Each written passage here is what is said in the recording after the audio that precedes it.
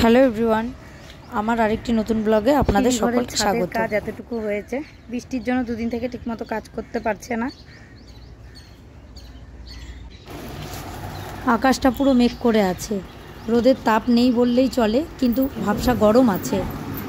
সকাল সকাল আগে ঘরটা মুছে পুজোটা দিয়ে নিই স্নান করে। এই কাজগুলো সারা হয়ে গেলে নিজেকেও হালকা মনে হয় অনেকটাই কাজের চাপ কমে গেছে। এখন যতই মুছি বিকালবেলা আবার একবার মুছতেই হবে।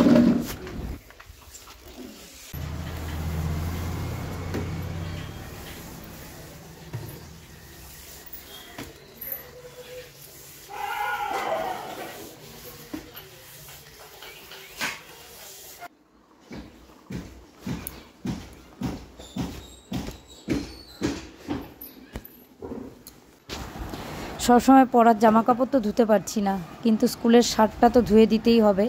একদিন পরে গেলেই সেটা এত নোংরা করে ফেলে যে পরের দিন পরিয়ে পাঠাবো তার উপায় থাকে না।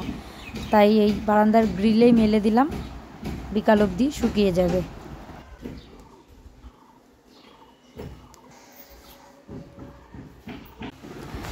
স্নান করে পুজো সেরে ফেলেছি, তারপর চলে এসেছি রান্নাঘরে। একদিকে চা আর আরেকদিকে ভাতের হাঁড়ি চাপিয়ে দিয়েছি। আর এই চালটা আধা ঘন্টা আগে ভিজিয়ে রেখেছিলাম। সকাল সকাল ঘর মোছা হয়ে গেছে, পুজোটাও সেরে নিয়েছি। আর জামা কাপড় আজকে আর ধোবো না, কালকের জামা কাপড়ই আজকে গিয়ে মেললাম। আর আজকের জামা কাপড় কালকের জামা কাপড় কোনোটাই ধোয়া যাবে না। কালকে যদি ছাদ ঢালাই হয়, পরশুদিন সমস্ত ধোয়া কাচা করতে হবে। শুধু ছেলের স্কুলের ইউনিফর্মের যে শার্টটা সেটাই শুধু ধুয়ে দিলাম। কাল যেহেতু ছাদ ঢালাই, তাই আজ বালি পাথর চলে এসেছে।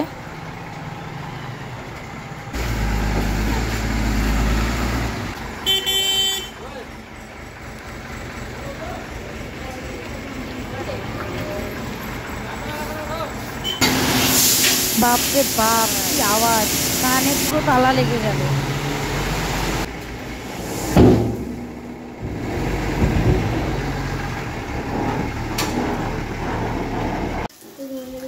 বালি পাথর ফেলে বালি পাথরের গাড়িও চলে গেছে।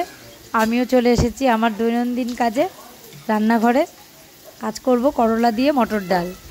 করলাটা ভাজতে দিয়েছিলাম, এখন ডালটা সোমবার দিয়ে দিলাম।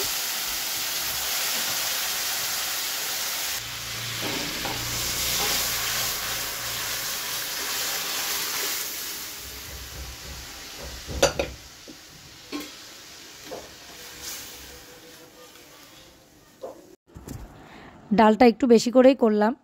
সন্ধ্যাবেলা দাঁতের ডাক্তারের কাছে যাওয়ার কথা আছে। যদি দাঁতের ডাক্তারের কাছে ওখান থেকে আসার পর যদি দাঁতে ব্যথা থাকে, রাত্রিবেলা যদি কিছু করতে না পারি, তার জন্য। কাজ করার সময় যদি ছেলে আম খেতে চায়, তখন কেটে দিতে পারি না, হাত অবসর থাকে না। তাই আম কেটে কয়েকটা ফ্রিজে রেখে দেবো। ছেলে যখন খেতে চাইবে বের করে নিয়ে খাবে।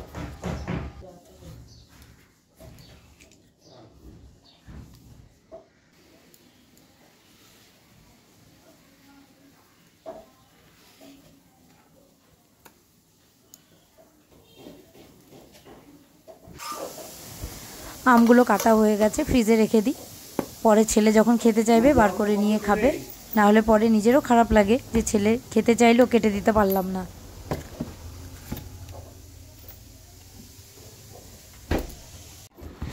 সংসারের টুকিটাকি কাজের চাপে প্রত্যেকদিন সব কাজ করে ওঠা হয় না।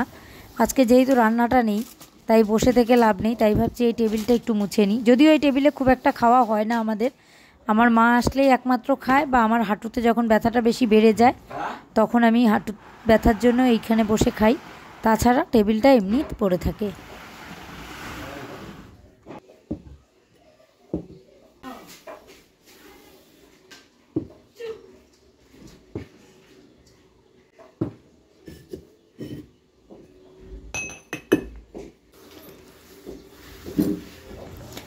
সবার খাওয়া হয়ে গেছে, এবার আমার খাওয়ার পালা। এখানে ডাল, প্রেসারে আলু সিদ্ধ।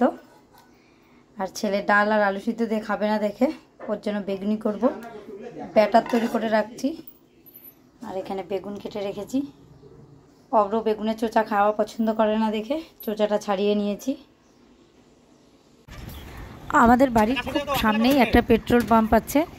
আমরা ক্যামেরা জুম করে ওটাই দেখার চেষ্টা করছিলাম যে কতটা ভালো মতো বোঝা যায় পেট্রোল পাম্পের যে উপরে যে ব্যানারটা দেওয়া সেটা।